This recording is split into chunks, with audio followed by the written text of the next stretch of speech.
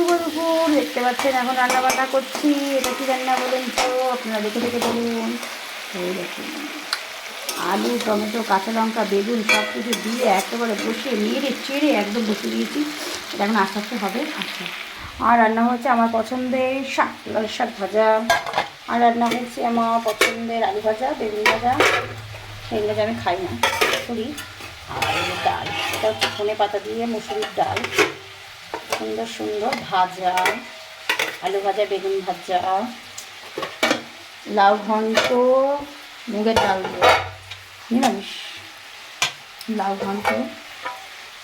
আর এখানে ভাতটা কি দেখাবো, এরকম গরম গরম ধোঁয়া ওঠা ভাত, শাক ভাজা। আর এখানে একটা ডাল, 2 রকম ভাজা, 3 রকম, শাক ভাজা 4 রকম, লাউ ঘন্ট 5 রকম।